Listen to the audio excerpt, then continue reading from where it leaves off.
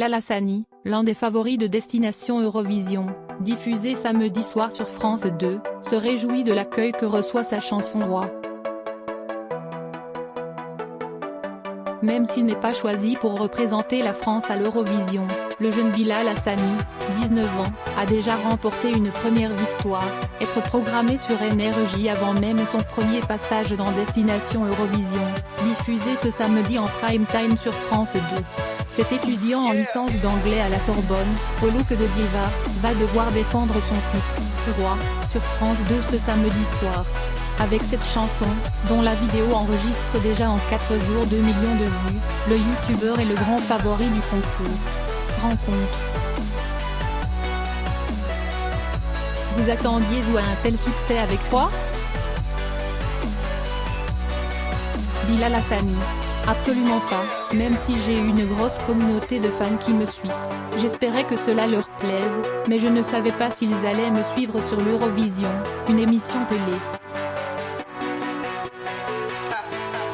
Votre public, jeune, est complètement déconnecté de la télé?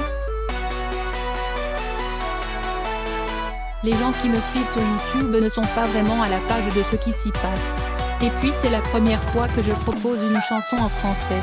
Je me suis dit cela passe ou cela casse. Et cela passe. Je suis trop content, je suis sur un nuage. Votre reprise de Jaja d'Aya Nakamura arrive d'ailleurs à presque 5 millions de vues. C'est improbable, il explose de rire. C'était l'été, j'ai écouté le morceau en boucle comme tout le monde et un matin, je me suis réveillée à 6 h pour aller marcher et je mets les écouteurs et là, je me dis je dois faire cette reprise. Le soir même, j'avais fini la vidéo, elle était déjà montée. C'était hyper spontané, filmé avec une copine youtubeuse, Lena Situation, avec un petit appareil photo que l'on utilise pour faire nos vlogs, notes de la rédaction, blog vidéo. On était dans une rue dans le 18e arrondissement de Paris, les gens nous applaudissaient. Les pauvres, on les dérangeait. Je me suis dit personne va voir le truc, cela va faire 3000 vues à tout casser. Et au bout de 5 heures, Aya Nakamura m'a répondu en personne.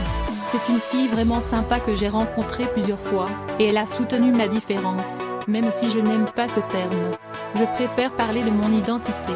Elle m'a défendu et ce n'était pas évident car, dans son public, ils n'ont pas tous adhéré. Vous avez déjà été victime de cyberharcèlement. Comment vous préparez-vous à être encore plus exposé à la télévision? Ce qui est important pour moi, c'est de défendre ce morceau qui parle de l'acceptation de soi. Même si je ne suis peut-être pas pareil que la personne qui va me découvrir, nous sommes tous humains. On peut cohabiter ensemble, et s'aimer, car je ne dérange personne. À chaque fois que je chante cette chanson, je peux m'affirmer encore plus. Évidemment, certains ne vont pas aimer. Pour moi, la télévision, c'est comme Internet, mais à une échelle plus grande. J'y suis préparée, je n'ai pas spécialement hâte, mais je suis armée, je sais que je peux le surmonter. Au début, je ne m'en fichais pas, les commentaires me faisaient mal, mais tu apprends à vivre avec ces 10 à 15 insultes par minute. Tu es anesthésié. Et il ne faut pas sous-estimer l'état de notre pays, peut-être que le public va écouter la chanson et la prendre comme elle est. Cela serait beau pour moi de voir une France unie qui s'ambiancerait sur ce que je chante. Comment vous retrouvez-vous à l'Eurovision? Je suis un énormissime fan de l'Eurovision depuis tout petit. C'est pas très surprenant. C'est tout, toute l'Europe se réunit et tout le monde ramène son truc et parfois, c'est très loufoque. On a eu des mamies qui ont fait du pain sur scène, note de la rédaction, pour la Russie, en 2012. Je regarde tous les ans depuis 2009, et je suis fan depuis 2012, quand Loreen a gagné avec la Suède. Je suis comme un fan qui aurait réussi à enfiler une cape d'invisibilité et arriverait à se faufiler dans le concours.